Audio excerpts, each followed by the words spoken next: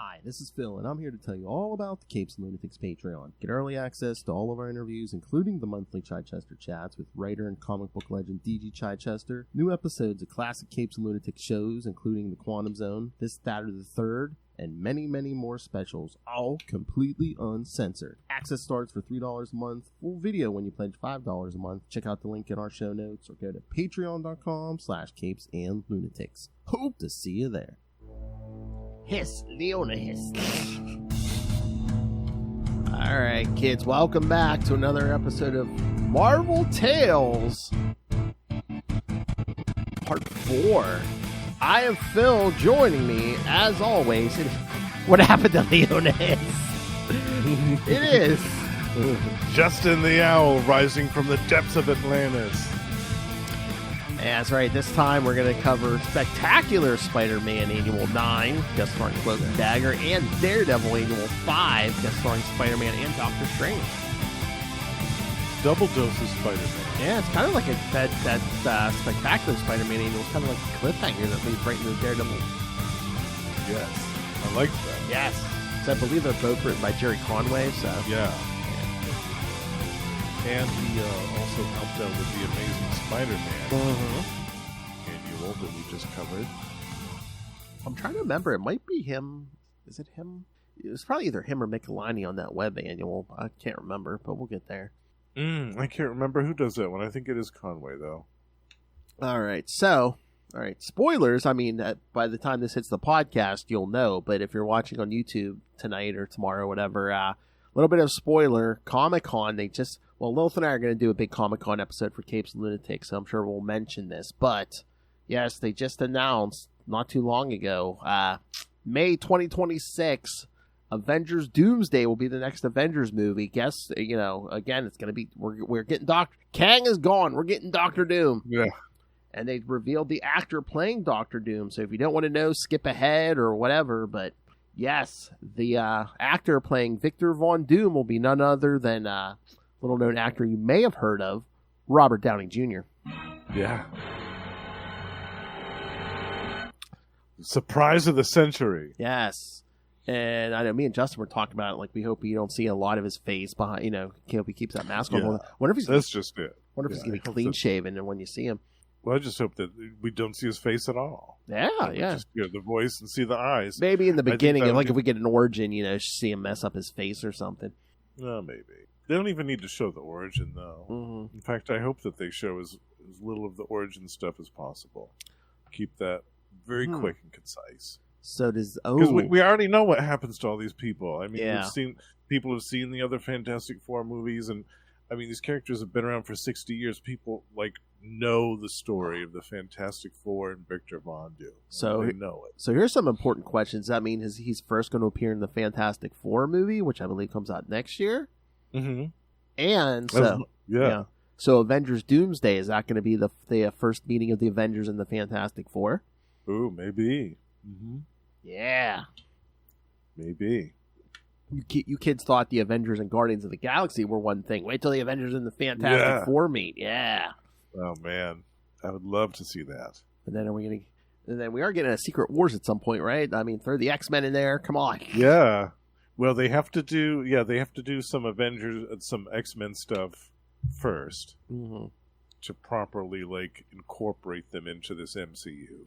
And then I bet the Secret War stuff is going to be one of the long-term things that they've got planned. Yeah. I can't wait for you to see Deadpool. I want to hear your thoughts on Deadpool and Wolverine. Oh, yeah. Yeah. He makes a joke in the movie. He's pointing to Wolverine. He goes, Feige's going to make him do this till he's 90.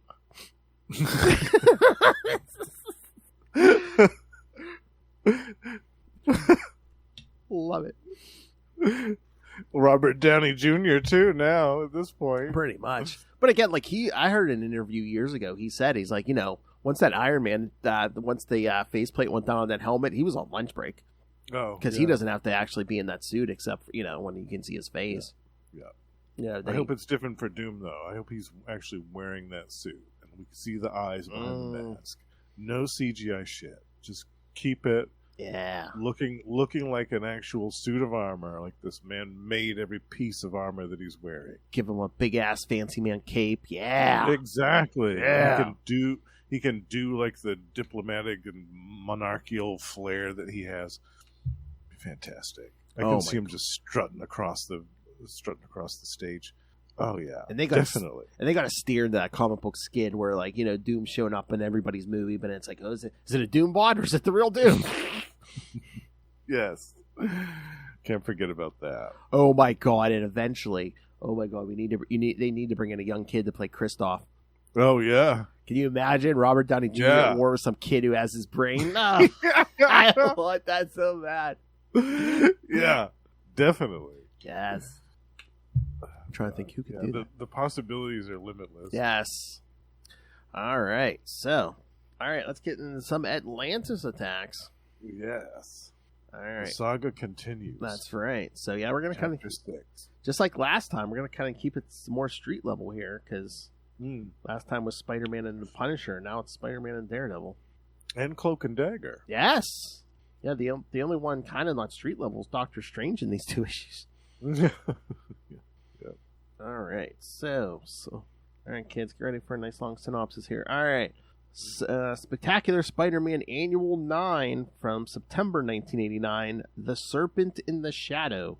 Writer Jerry I'm sorry. I know Will likes me to do this, and sometimes Will too.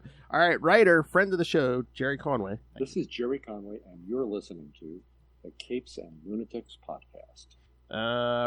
Penciler David Ross, inkers Andy Mushinski and Mike Gustovich, colorist Steve Oliff, letterer Rick Parker, and editor Jim Salicrup.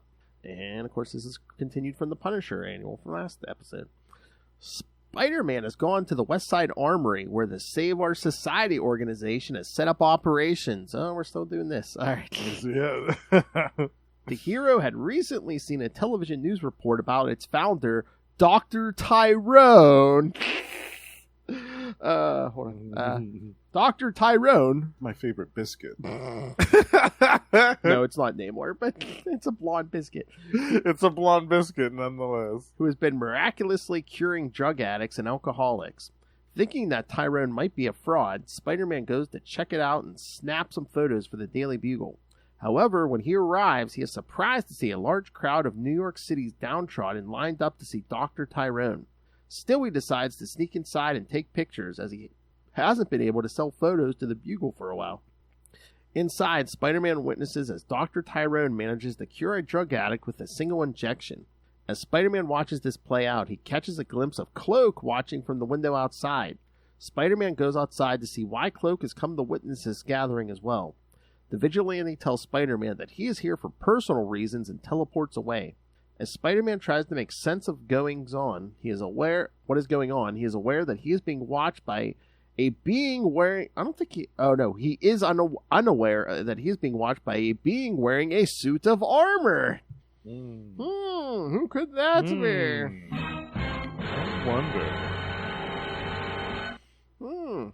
This is the first appearance of that mysterious figure. That's right. Spider-Man then spots Cloak inside the building. Before he can do anything, Spider-Man has to dodge a barrage of light knives fired at him by Cloak's partner, Dagger. Spider-Man leaps toward her, demanding to know why she has attacked him. Dagger believes that Spider-Man is trying to harm Cloak. Spider-Man tries to explain that he means no harm when Cloak returns, wrapping the wall crawler in his cloak and teleports away, leaving Dagger alone. Dagger's left to wonder where the two men have gone and can't shake the feeling that someone is watching her. She is not wrong, as she is being observed by the deviant priest known as Gahar. No. Uh-oh. Someone else is about to get a hickey. He has decided that she will be a... damn, screen jumped. All right. Hold on. He has decided that she will be the perfect candidate for the Brides of Set. He tells his minions to have Tyrannus capture her and leaves to continue working on constructing a new serpent crown. Meanwhile, Spider-Man is in the throes of a nightmare while traveling inside the dark dimension. He is soon dumped in Central Park by Cloak, who apologizes for the horrible visions the wall crawler... the Wallcrawler's witness, but he couldn't have the hero harm Dagger. Cloak quickly departs, leaving Spider-Man in the care of people camping out in the park. After the web-slinger recovers from his ordeal, he asks the people why they are camping in Central Park. They explain that they are homeless and have nowhere to go. Spider-Man asks what they will do if they are driven from the park, and they tell him they plan on going to the Save Our Society shelter. After he is fully recovered, Spider-Man thanks the homeless people for their help and swings away. As he leaves, he thinks about how he and Mary Jane don't have it quite so bad not having a home of their own, since they have Aunt May's place to stay at. Later, at the Holy Ghost Church, Cloak returns the Dagger and explains that he went to Dr. Tyrone's shelter in the hopes of using his miracle cure to end his constant hunger. However, he thinks to himself that it is a foolish dream, as he feels that Dagger would leave him if he was no longer cursed and relied on her to sustain his tortured existence. He tells Tandy that he needs to be alone for a while and teleports away. Dagger wonders why Cloak can be so blind as to see that she doesn't love him, and that she loved him since the day they met. Aww. She recounts how the pair of them were runaways that were kidnapped by drug dealers who used them as test subjects for a new experimental drug that gave them their powers. Damn screen keeps moving. All right. Her thoughts are interrupted by the arrival of Dr. Tyrone, who is actually Tyrannus. He uses Lemurian technology to knock Dagger out and takes her prisoner. He then has his deviant allies load her up in their ship and take her off to see Gahar. Meanwhile, Peter Parker's at the Daily Bugle developing his photos of the Save Our Society gathering. Taking a look at a photo of one of Dr. Tyrone's assistants, he notices a strange dragon-shaped tattoo on his wrist and decides to pay the shelter another visit. On his way out, he catches a news report about Atlantis attacks across the United States. Changing into Spider-Man, the hero wonders if the world is going crazy. He recalls of his recent battle with the Abomination alongside the She-Hulk, which I love, where he's like, that was like a week ago, which was when our last episode was a week ago. Right, yeah. It's like, nice. How convenient. Yeah, I think every time they call back to an annual, like in these ones, they're like, yeah, a week ago. Yeah. As the Wallcrawler web slings across the city, he runs into Cloak. Knowing that Dagger is in danger, has put Cloak into a frenzy. Spider-Man calms Cloak down, and he shows Spider-Man a note that was left for him at the Holy Ghost Church, telling him to go to the shelter. Spider-Man explains that he was heading there himself and agrees to help Cloak rescue Dagger. Arriving at the shelter, Spider-Man goes in through the window, telling Cloak to attack from above. As they prepare for action, they are once more observed by the mysterious man in armor. Inside, Spider-Man finds Brother Elton, the man with the strange tattoo, and follows after him. Meanwhile, Cloak uses his power of intangibility to float through the building into the room where Tyrannus is keeping Dagger prisoner. Tyrannus uses his power to enthrall Cloak and tells him to procure a mystical book in Paris and bring it back. Unable to resist the power of Tyrannus, Cloak ends up teleporting that away to do just that. So yes, now Cloak and Justin cannot resist Tyrannus. It's those blonde biscuits, they do it every time. Oh my. Oh yeah, sorry kids, this damn screen keeps shifting. Elsewhere, Spider-Man comes across many of the shelter's drug addicts strapped to gurneys and wonders what is going on.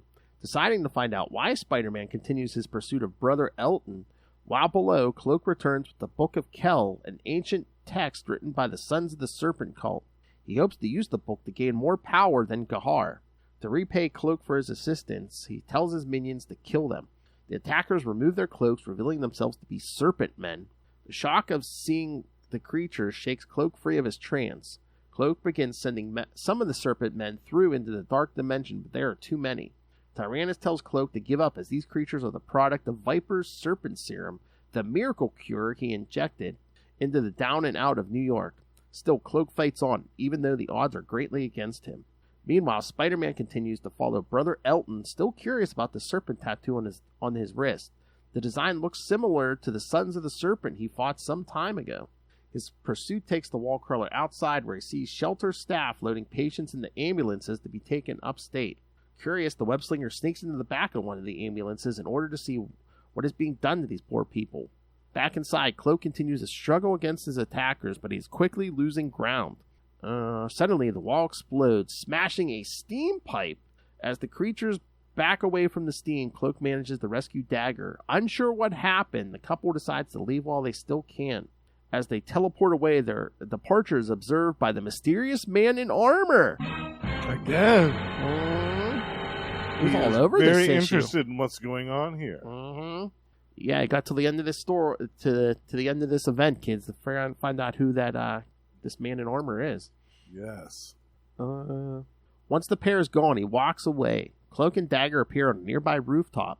Their Cloak suggests they find Spider-Man, but Dagger feels ill and her neck feels like it's on fire. While back at the armory, Spider-Man watches in horror as one of the cured drug addicts turns into a snake serpent man. As Cloak debates on getting Dagger help or assisting Spider-Man, the wall crawler is confronted by Tyrannus and his minions.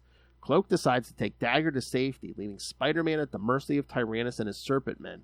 Before the wall crawler can fight off his attackers, Tyrannus uses his powers to lull Spider-Man into a trance. Cliffhanger ending, folks. Yes! It was the first time that we've really seen that. I mean, yeah, in Atlantis Attacks. At the end of the Iron Man annual, it was kind of a cliffhanger because you thought that Namor was dead from the explosion. Mm-hmm. But there was still a level of finality to that story. Like, it just was Iron Man flying off into the distance. Exactly. But here, Spider-Man's in trouble. Mm-hmm. Yep. Oh, yeah, you knew a Spider-Man. It's like, oh, yeah, he's got at least one more annual. Come on. He can't die. Yeah. All right. So, what you think of this, Justin? So, I love the script, obviously. Jerry Conway can really do no wrong for me. He's one of my favorite comic book writers, period. And I love the characters Cloak and Dagger, too. I don't really get to talk about them enough on the show, but they're favorites of mine going all the way back to... It was a Spider-Man issue, actually. Yeah, wasn't it Spectacular Spider-Man, I think? So. Yeah, in the early 80s. And I think if I remember right, it was an Al Milgrom cover. Yeah, I think he was doing some art there at the time, yeah. Yeah, it was really cool. He might have actually done the art in the issue, too, but that was my introduction to them. And I thought, wow, these two are so cool. I love these characters. And that is cool. So yeah, that is cool they showed up in the Spectacular annual, since that's where they first appeared in Spectacular Spider-Man, yeah. Exactly, yeah. So I was happy to see them show up here. And it makes sense for them to show up here. Like, this is a street-level story. They're street-level characters. Mm-hmm. But the whole thing with the SOS and the drug addicts and everything kind of bringing them into it, and also the added layer of the story with Dagger's abilities being able to undo the effects of the mutation for some of these people that have been mutated. I liked that. I thought, wow, that's perfect. That totally makes sense for her to be part of this. And then the added layer of Gahar taking notice of her and being all nasty and thinking, oh, yeah.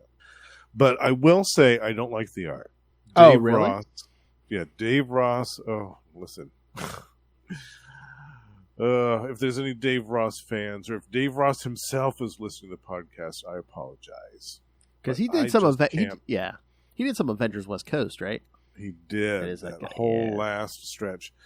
And there's something about his art that I just can't handle. It's a lot to do with his faces. I don't like his faces. I don't like the way that he portrays action sequences in comic books. I don't think with that said, though, I mean, and he's cropped up in a lot of the titles that I've followed over the years. Alpha Flight, Avengers West Coast, Excalibur. Like, there have been multiple times that he's shown up, and I've just been like, oh, God, here we go.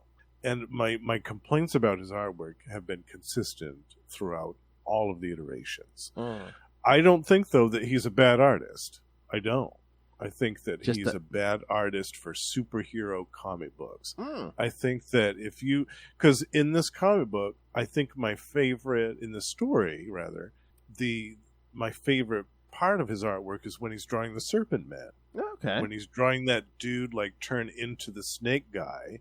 Like, that's really great. And that sequence where those snake men are attacking Cloak, like, that's my favorite art in this issue. So I think and also, like, when he drew an issue of Alpha Flight, there was a whole story where Marina was in contact with the Plodex, the alien creature that she had been spawned from.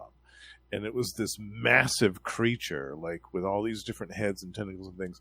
And it looked so cool. And I thought, okay, this is where David Ross like excels as an artist, is like drawing this horror type stuff. Mm-hmm.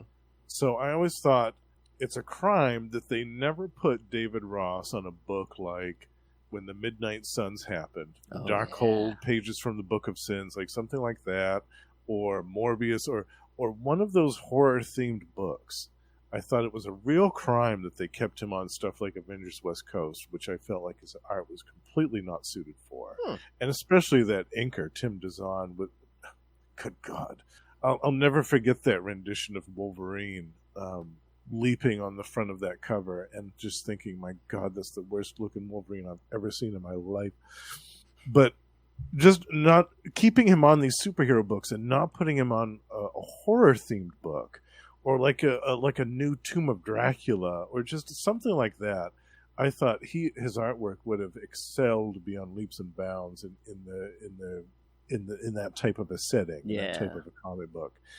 And I would have loved his artwork if it had been prominently featured in a title like that, like a horror title. Yeah, but because they kept putting him on these superhero books, I was like, God, I can't do it. I just can't. I mean, I don't have the problem. I mean, it's not bad. I'm not saying his art is perfect, but I think I like it better than you do. And again, everyone has their personal preference, but especially after last episode, this is better than Liefeld, right? Oh, it's better than Liefeld. Yeah, definitely. Yeah, without a doubt. But if you look at like stuff like the panel of Gahar, like Gahar's face, a couple of the panels with Dr. Tyrone's face, like the close-up on his face, some of Cloak's faces, like the dude just, I don't know, he's got a problem with face, I guess. But it's just something, it's definitely something that I've noticed over the years, that I've felt like his talents were misused. Yeah. Like they could have been directed towards a much different flavor title, but would have had better success in the long term. But yeah, I agree with you here. Some of these faces, yeah. And again, maybe it's just another issue of inconsistent art by an artist, but again, not as bad as Liefeld. Oh, no, definitely. I am in total agreement. At least that. Proportions are staying the same and Yes. stuff. You know, yeah, it's just some of the faces are, Yeah. And like I said, I love that sequence with the Snake Men when they got the swords out and they're slashing at Cloak and stuff. Like, I thought that was great. Great stuff. Yeah. But David Ross, not my favorite, unfortunately. I'm sorry to any fans of the artists that are out there, but it's just not my thing. And again, story's good because it's another Conway. Yes. The script is phenomenal. Yeah. Yeah, everything in it keeps the story moving right along from the previous, from the Moon Knight stuff. And it's kind of nice too that it's like the same writer's going to be writing the 2 annuals in a row, so might as well cliffhanger it. Love it. Yeah. Oh, yeah. What did you think of this one? Did you like this one? Yeah, I liked it. I like the story. Again, I'm not as versed in Cloak and Dagger as you are, but I always like them when they show up. And nice. Yeah, I did like this. Again, I like the art a little better than you did, but once again, almost like seems like we're getting robbed because the cover is by one of my favorites and Ray's favorite. Oh yes, Alex Saviuk. Saviuk.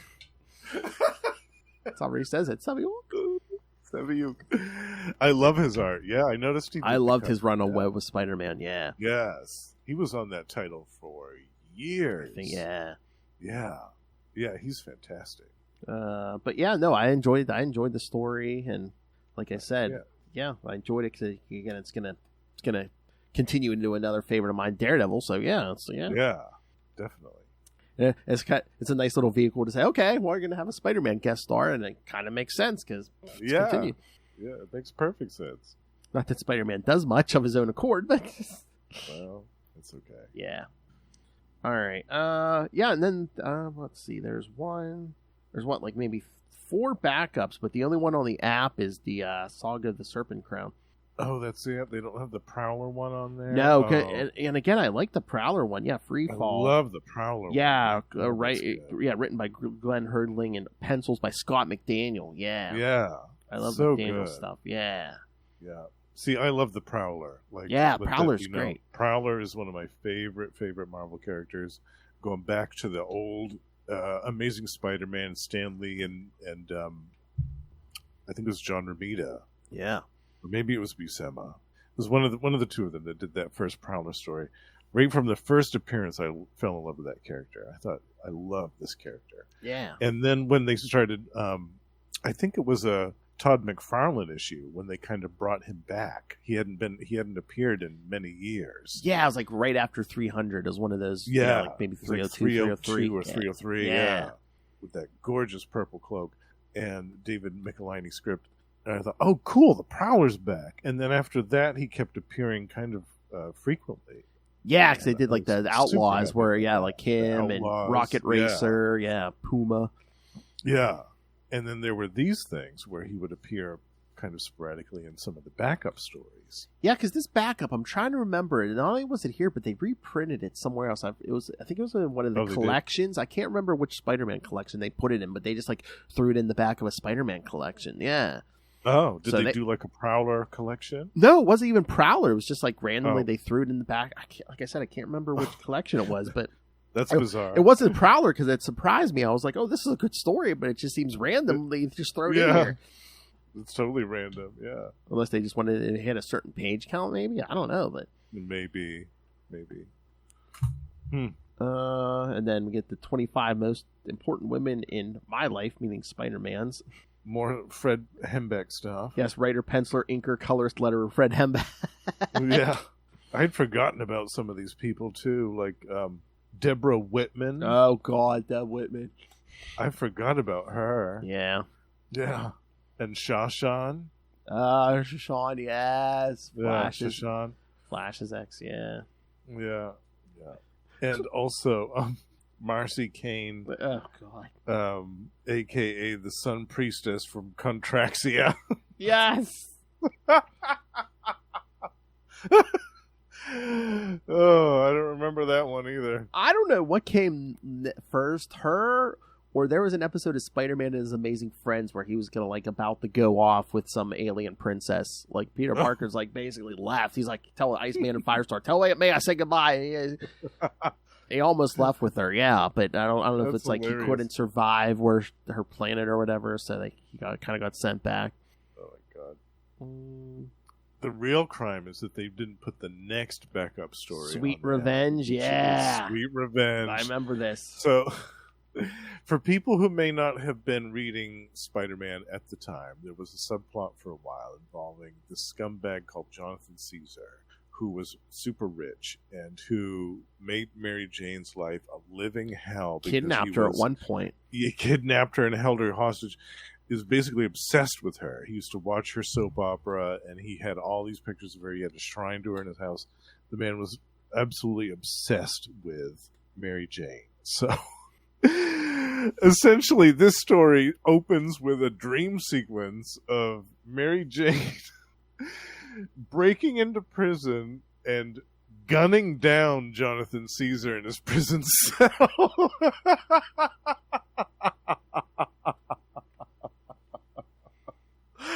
The first time I read that, I was like, what? What's going on here? Oh,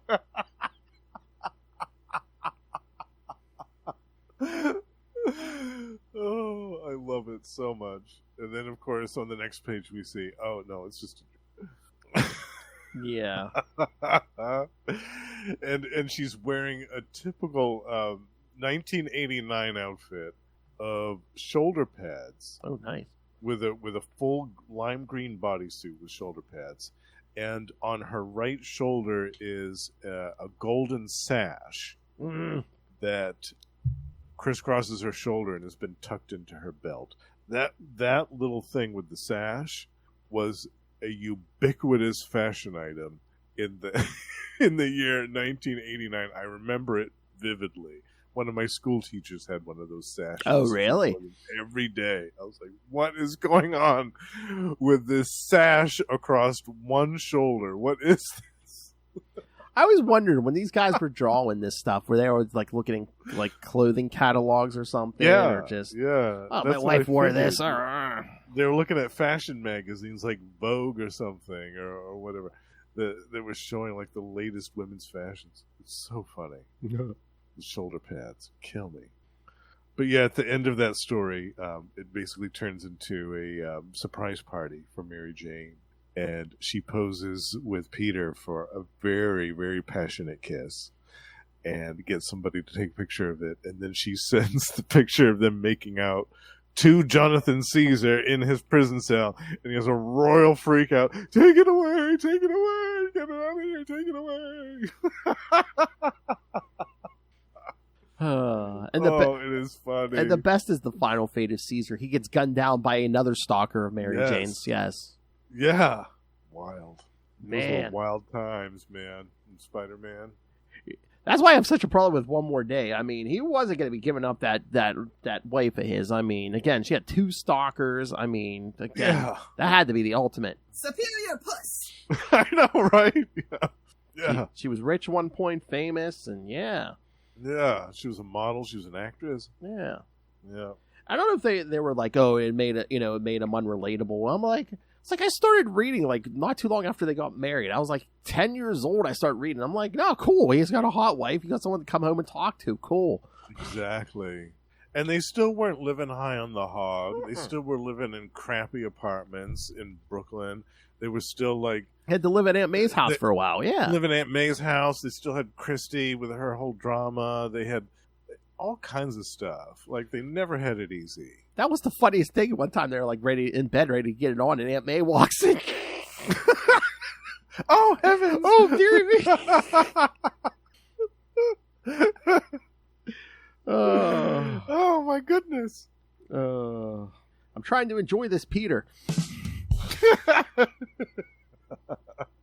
All right, and then we get parts. What is this? Of the Saga of the Serpent Crown. Oh yes, this is the deep Atlantis stuff. Yeah, part 6. Yeah. Mm-hmm. All right. The Watcher continues his oral history of the Serpent Crown. He tells how the sinking of Atlantis led to the creation of a water-breathing species of man called the Atlanteans. Over 2 millennia past, they were led by Awesome, O-S-S-E-M. Not awesome, dude. Awesome. Maybe it's Osum. Osum went to Neptune of the rise of a new deity, the death god known as Set. Osum tells Neptune that his people are being decimated at the hands of the barbarians of Skarka.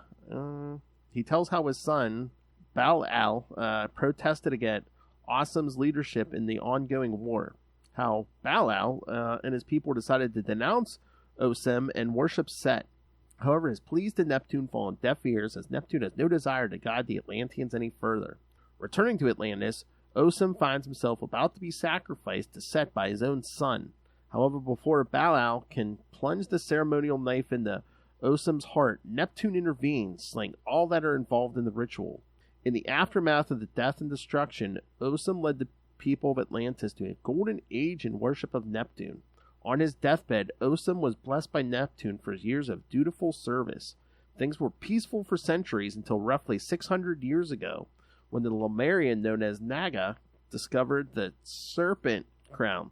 Now, with the power of a god, Naga began a bloody reign of terror. Yes, one of my favorite villains. Yeah. Yeah, I was pretty sure it was revealed in the last one, but yes, I did reading a note. Yes, the Man in Armor will be revealed in Fantastic Four Annual, which is the last part of this. So. Yes. They keep that to the end. Well, that's smart. Mm-hmm. Makes sense. Yeah. All right. So, any other thoughts on this?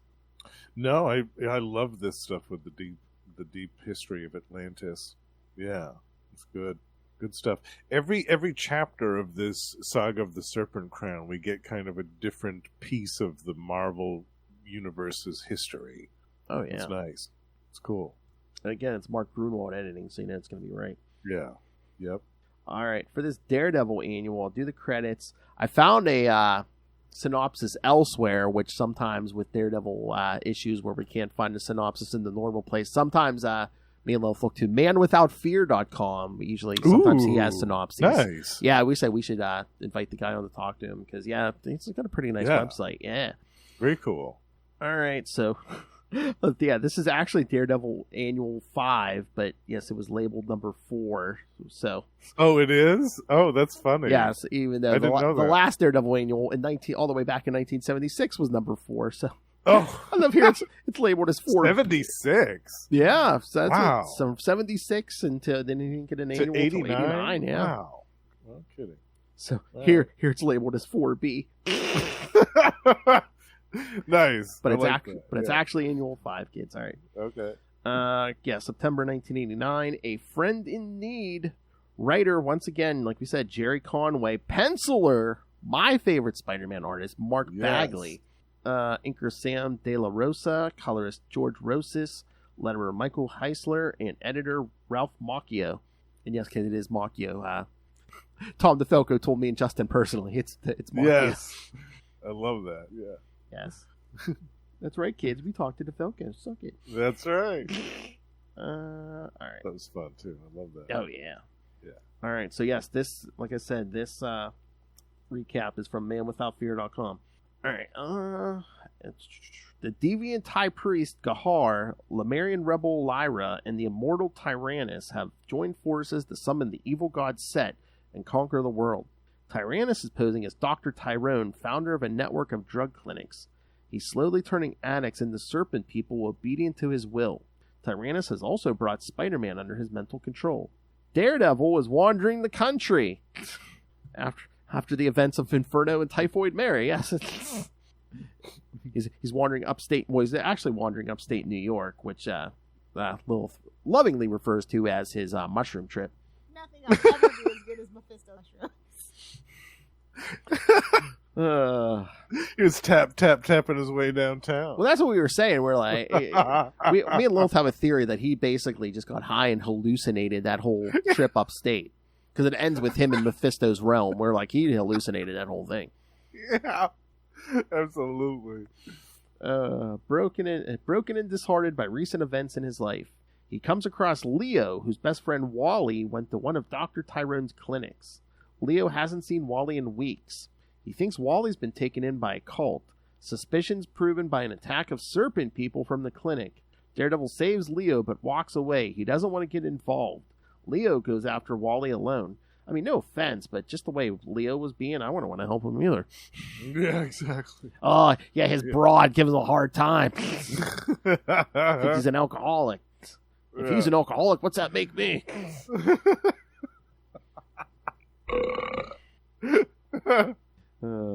At the clinic, Tyrannus welcomes international terrorist Viper, a.k.a. Madam Hydra, whose serpent serum facilities were destroyed by the Punisher and Moon Knight in that Punisher annual last episode. Yes.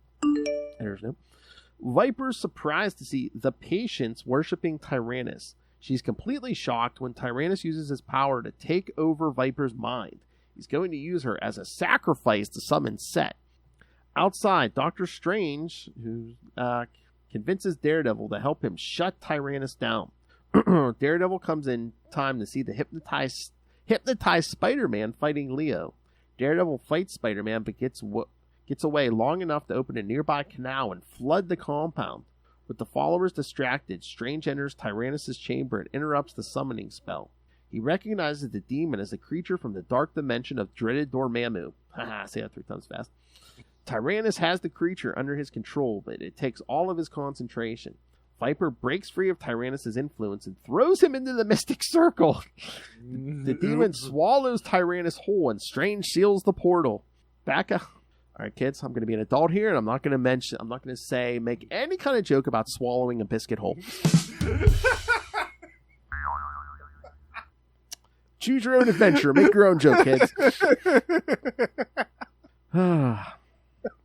Back outside, Spider-Man recovers his wits. Strange turns all the serpent people back to normal and erases everyone's memories of his presence except Daredevil's. Leo is happy to find Wally, but shocked to hear Wally brush him away. Leo tries to shoot Wally, but Daredevil stops him. Daredevil muses on how blindness can be a blessing. When someone sees a truth he doesn't want to see, he either accepts it or breaks down. Okay. Well, they do kind of, okay, there are synopses for some of these backups. Okay. Oh, nice. Good. Yes. All right. So, yeah, thoughts on the main one? Love it. Love the Mark Bagley artwork. Yes. Obviously, I love the Jerry Conway script. That goes without saying. I remember being surprised at the sudden twist with Tyrannus trying to sacrifice Viper. I thought, wow. I mean, this woman had her gun to Ronald Reagan's head like less than a year ago. Oh, yeah. The minute he double-crossed her, I'm like, this ain't going to go well. Yeah, I was like, uh-oh. Yeah, I don't think he thought that one through all the way. Yeah, I think he should have chosen a different sacrifice. And kept her as, like, somebody to use with this plot, because she's obviously intelligent, resourceful, and manipulative, and she's resourceful and connected. She's well connected. So, yeah. Because I was going to say, I didn't really understand that piece. Yeah, why did it have to be her? Couldn't it have been just one of the mindless minions? Or I was going to say maybe Spider-Man, but I mean, the Spider-Man does have superpowers, unless he just wants him as a superpowered enforcer or whatever. Yeah, I think he was having more fun having Spider-Man as like his personal dog. Oh, yeah. I mean, I think it was just Conway giving Viper motivation to toss him into the Yes. Yeah, definitely. And I was trying to remember how he survived this, because I know he appears again after this in the Subterranean Wars. I feel like he had like some clone body hanging around somewhere. Oh, in one of his underground labs or something. Oh, he poured a red skull. Okay. Yeah. Hold on. I can't remember. It's been a while. Let me look this up. On Atlantis Attacks. During the Subterranean... the first time I read this, I thought, oh, well, he's dead. Like, that's it for Tyrannus. But no, he continued. Yeah, I mean, in this recap here, his next appearance is Subterranean Wars, but it doesn't... I don't think it says how he came back. Oh, it doesn't explain it? Well, maybe in the actual issue, but not here. I feel like there must be some panel where it's explained. But yeah, we got to do Subterranean Wars one day. Yes. Maybe a crossover, because is there a Hulk with annual Gamma there? Charge? Yeah, there's a Hulk annual in there, and he appears a couple of times, I think, in the story. Because there's an Avengers annual. Yeah, Avengers, Hulk, Namor, and Iron Man. Oh, and Avengers West Coast. Yes, I did. I didn't scroll down enough. Yes, looks like West Coast Avengers. I think it was 5 parts. Yeah. Yep. Yeah, that would make a fantastic little 2-part crossover. Yes. With Gamma Charge. Definitely. Yes. Yeah, kids, if only we can talk this Justin into doing a Namor issue. I know. He's like, I guess I'll take the bullet. All right. Yeah. You talked me into it. Yeah, we could do that. Yeah. Especially the annuals. The annuals were all good for Namor. Oh my god, it would be the funniest shit if we did the Avengers and the Hulk annual on Gamma Charge, and then we did the Iron Man and the West Coast Avengers annual here, and then you say, where are you going to do that Namor annual, right? That's part 3 right in the middle. If you did it solo on Lost Library if you're like, I needed 3-part crossover. Yeah. If you were like, I needed some alone time with Namor. Yes. Yeah, this is going to be a solo time. light some candles and put some Barry White on. Set the mood. Sorry, kids. It's hard to grab my notes with one hand here. That would be so funny. Yeah. I love that, actually. That's great. Oh, man, yeah, because, 1991 was Subterranean Wars, the Von Strucker Gambit, Korvac Quest, Kings of Pain, and Vibranium Vendetta. That's right. Yeah. Which the Vibranium Vendetta, I'm pretty sure that was all, even though Black Panther and Iron Man were in it, I think they were just all in this 3 Spider-Man. I think you're right, yeah. I don't think that was an Iron Man. No, it was, no, because his annual was here in the Subterranean Wars, yeah. Yeah. Oh, that's so funny. So Iron Man showed up in 2 annual events that year. Yeah, he was busy putting in the work. Nice. All right. All right. Did we discuss any thoughts on this main story in the Daredevil here? Any other thoughts on the Daredevil main story? Not really. No, oh yes, I was meaning to mention that there was a little bit of an art snafu on the cover because Doctor Strange was rocking the eye patch. Yeah. And on the cover he doesn't have it, so yeah, it was a little bit of a snafu. But sometimes I still forget that he even had that eye patch. Yeah, because it wasn't long, was it? No, it was like maybe less than a year, I think. Yeah. So he went through some rough times, man, over in Strange Tales. Oh God, they put him through the ringer over there. I'm trying to think. This might be the first annual since that Silver Surfer that kicked this all off, where we actually got like a good cover and good interior arts for Yes, because solid. Yeah, the cover is Ron Friends and Joe Sinnott. Yeah, amazing team. And I think that they were doing Thor regularly at this time. Yeah. And then and then you open it and it's Bagley. It's like, yes. Yep. Different styles, but both good. I'm like, yeah. And the backups were all great. You had Jim Lee doing the art on one of them. You had Mark Bagley, John Romita Jr., Will Potasio. Like, yeah. I mean, come on. Yeah, because, hold on, let me see. It's an amazing roster of talent. Oh, yeah. Because, some of these backups, you said you have a couple of synopses for these? Yeah, because I think the first one, back in Hell's Kitchen, Spit and Jet of the Wild Boys are bored. They see a drug deal going down in a guy's van. They chase the driver and force him to crash. That's when the cops show up and take the Wild Boys for catching a dealer they've been after for weeks.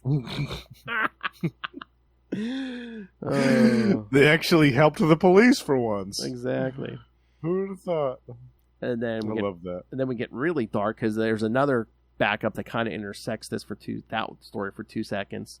Darla of the Fat Boys is grabbed by men with no good plans for her. The boys search for Daredevil, but when they can't find him, they rescue Darla themselves. They do all right until one guy pulls a gun on them. Luckily, Daredevil shows up in time to save them. He gives them all a good scolding for being reckless and not calling the police. So, a little dark there, a little dark, A young girl gets kidnapped for, basically human trafficking, yes. Yeah. And she's only like, what? These kids are only like 6 or 7, right? They might be a little older, but I think they're preteen. It's, Yeah. And he was going to just up and shoot them at the end. He had the handgun out. Hell's Kitchen. Kitchen. Shoot these kids in cold blood, man. Yikes. That's cold. Oh, yeah. And then if you ever wondered how Daredevil's senses compared to other Marvel characters with super senses, there's a 2-page guide to answer your questions. Daredevil himself compares and contrasts his abilities to those of Wolverine, Sabretooth, the Watcher, and others. I thought that was kind of cool. Yeah. Kind of like another how my powers work for the uninitiated. Oh, yeah. Yeah. And then, you get that Ben Urich is on the trail of a story that can bring down a drug pusher.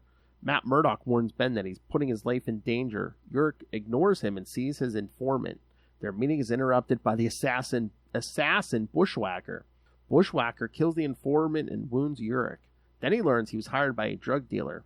When he was a priest, Bushwhacker saw a lot of good kids killed by this dealer's product. He lets Urich live to print his story. The dealer is arrested, gets off, and then gets killed. Urich knows who he's responsible for all of it. This is a good story. Oh, yeah. Yeah. And that part was cool when he guns down the informant and he shoots Ben. Yeah. And he's walking by and Ben's like trying to play dead basically and make it seem like he's, that Bushwhacker killed him. But then Bushwhacker notices that he's still breathing. He's like, oh, God. Yeah, that part was great. I loved this. Yeah, the artwork was great in this one, too. Oh, yeah.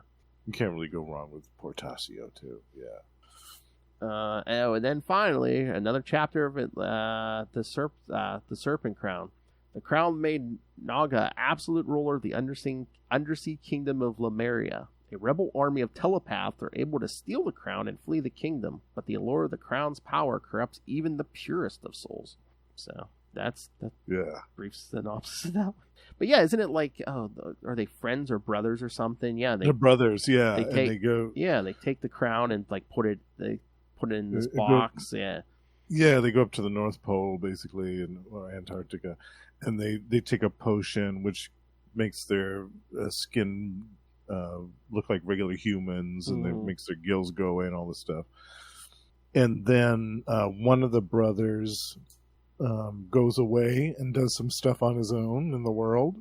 Yeah, and then when he comes back, finds out the other one's kind of been corrupted by the crown. Yeah. Yeah, he's all serpentine and completely mutated and evil and kills him. Kills his brother.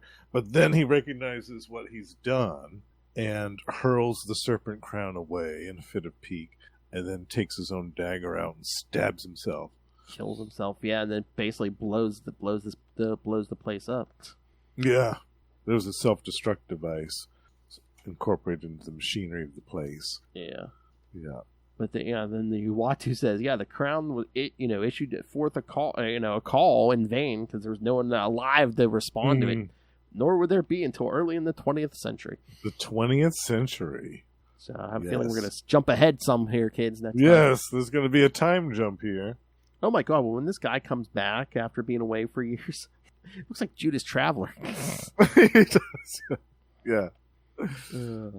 I wonder if that story was fleshed out somewhere in some other series. What? In the 60s or 70s. The one with the two brothers. Oh, yeah. You know what? I'm thinking it must have appeared somewhere because that first page, did you see that first page of the story? It said, inspired by a story by Roy Thomas and Gene Colan. So. Yeah. I wonder if it was like Tales, like a Strange Tales or like a Tales to Astonish or one of those type of things. Yeah. Trying to see if there's any notes on that. I don't think so. Yeah, no. Well, the other thing is just like, this kind of thing was labeled number 4. So. Weird. Okay. Yeah. Yeah.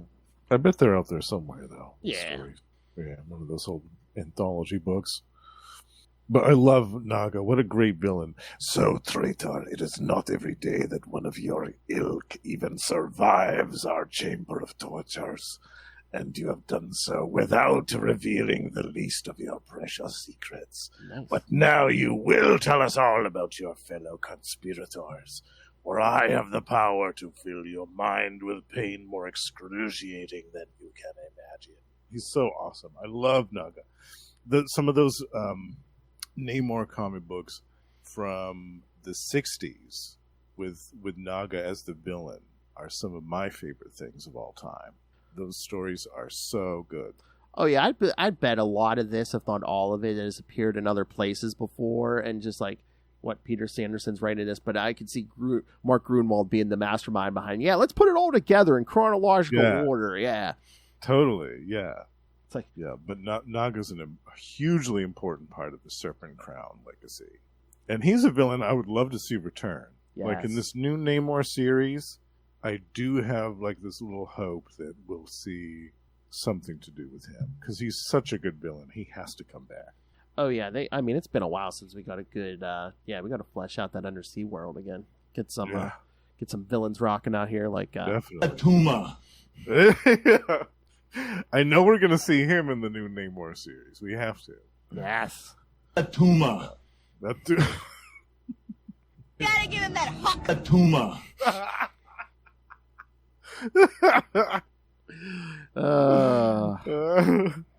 Yeah, no Atuma again this week, kids. It's not Atuma. But next time, I think. Maybe, yeah. I think in our next episode we'll see him. If not before, maybe. Oh, yeah. Maybe in the I was gonna say I know if not before, what X Factor and Web of Spider-Man, he'll at least be there. Yeah. Atuma. Sounds perfect. It works. It does. All right. Anything else, Justin? No, I think What did you think of the backups? Did you like those? I liked them. Yeah. I kind of like that. You're a bigger Daredevil fan than I am. So And I figured you'd be more invested in those. Yeah, and then once they brought these annuals back, they kind of did that for a couple of years in a row, where like some of those backup stories would intersect. Like remember when we did the Life Form one, like the Wild Boys, they were all connected, and the Fat Boys kind of intersect. Yeah, and then there was that detective. Yeah, it was cool. Yeah. Nice. Yeah, and again, like I think the Wild Boys and the Fat Boys both created by Ann Nocenti. Yeah, so cool. Yeah, I love that era of Daredevil. Mm-hmm. Yeah. Oh man, she's another great one to talk to. Yeah, I'd love to talk to her someday. You remember that one? I don't know if it was officially a part of Inferno, but it was right after Daredevil's like spending Christmas in a bar. No. Yeah, No. yeah, and I think Mephisto like shows up for 2 seconds, but like, Oh, really? yeah, like Ando Senti said, it was inspired. I think she's like spent a Christmas in a bar or something. Yeah, Really? yeah, Oh, cool. yeah. I didn't know that. That's an Inferno tie-in too? I don't know if, like I said, Like an epilogue? I don't know if it's it might be immediately after. Yeah, because it's like the title's like a beer with the devil or something. Yeah, because Mephisto does show up. Yeah, nice. I'll have to check that out. I haven't read that one. Yeah, what is it like? I definitely would have remembered that. It was like 265 or 266 at Daredevil. Yeah, it's like right Okay. before he leaves New York for his mushroom trip. Yeah. Oh, right before that? Okay. Mhm. Nice. Yeah, so he gets the last issue before he actually does leave town. Yeah. Before his big trip, in more ways than one. But yeah. Nothing will ever be as good as Mephisto's mushroom.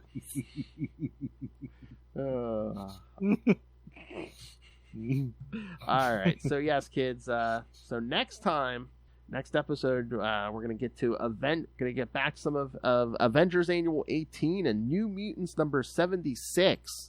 So again, Yes. just like that Marvel Comics Presents, we're gonna get a regular issue in here. And neither one of us have read that one, right? I don't think so. No. Yeah. I'm So excited about that. Something that's new to us. Yeah. and then the episode That's cool. after, you'll get more New Mutants from New Mutants Annual 5 and X Factor Annual 4. Yes. All kinds of mutant action. Heck yeah. All right, maybe let's just get on the list. Yeah, and then the episode after that, Web of Spider-Man Annual 5 and Avengers West Coast 56. Mm-hmm. And then the week after that, Avengers West Coast Annual 4 and Thor Annual 14. And then wrap up the whole thing with Fantastic Four Annual 22. And we'll also cover What If Volume 2 number 25, which will give you an alternate take on this story. Yes. Love it. Yes. Yeah, by the time we get to, by that Fantastic Four Annual, pretty much most of the characters jump in on this thing. Yes. The whole Marvel Universe is involved at this point. At least the Fantastic Four, the Avengers, Joe's there. Joe Fixit. And they call out all the reserve Avengers too. Mm-hmm. Yeah. Oh, yeah. Everyone is involved. Yeah, isn't there like a big 2-page splash, I think, in that Fantastic Four, just everyone arriving at the same time? Yeah. Like, are we going to be able to fit all these people on this rooftop? And I think Ben Grimm wearing that thing suit, because again, he's still human. Yes. Yeah. So we got like 2 things. Still Yeah. rocking the cybernetic thing suit. Yeah. All right. So so there's that'll be the whole of Atlantis Attack, kids. So yes, send us your thoughts on any or all of it. Again, you could send us thoughts on stuff we already talked about. We'll read it on future. Still read it on the show. Yeah. Ray, you got no excuse. So so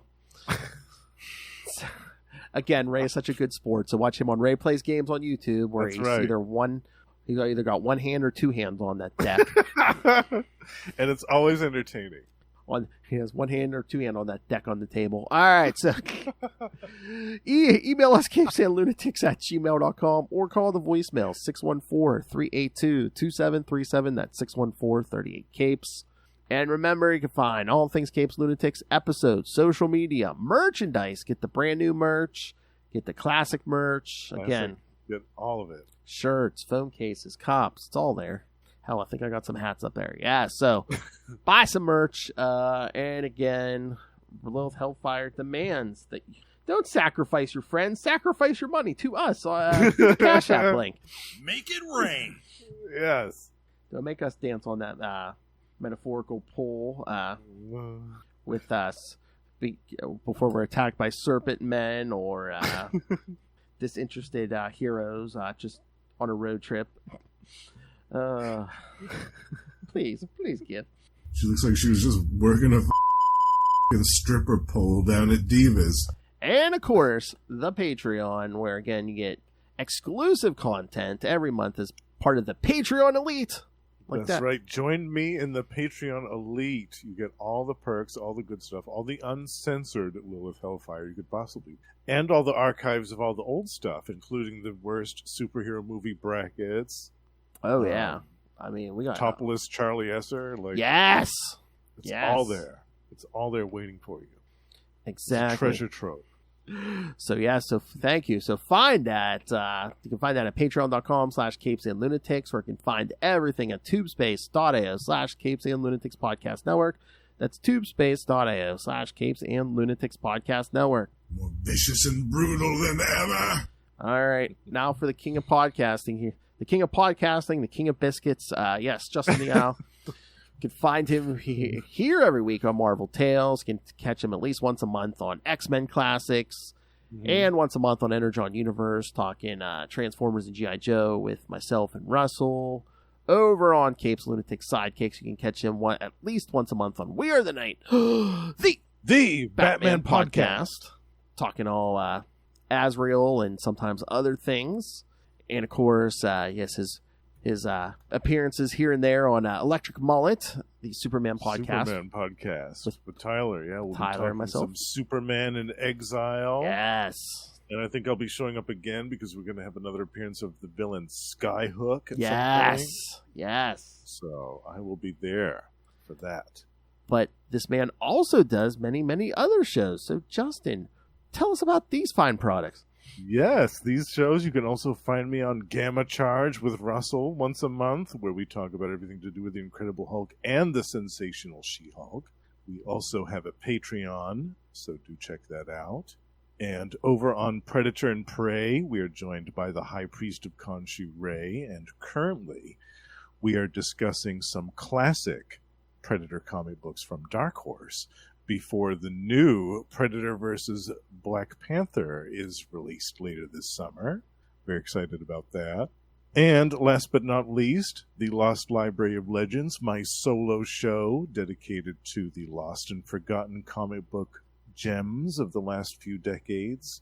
I have a special 3-part coverage coming up this summer on a forgotten series from DC from the year 2002 and 3, known as The Power Company. Oh, going back to the 2000s, bitch. Yeah, Oh, that's right. It's me, your old That's pal right. the owl. Bird time. Don't shock the monkey. Oh, my. Cobra! La, la, la, la, la, la, la, la, la. Double biscuits for me. All right. Thank you, everyone, for joining us. Atlantis Attacks continues Yes. on Marvel Tales. For another, God, we got another 1, 2, 3, 4, Another 5 month. weeks of Marvel Atlantis Yeah. Attacks. Yes. Next week, Avengers Annual 18 and New Mutant 76. Excited about this. Yes. And I don't know if we've been mentioning, yeah, all these issues, or at least partially, are on the Marvel Unlimited app, so Yes. some of the backups aren't done. Read along with us. That's right. All right, come back next time. And remember, treat people with kindness. Pay it forward. It's like it's swallowed by a serpent.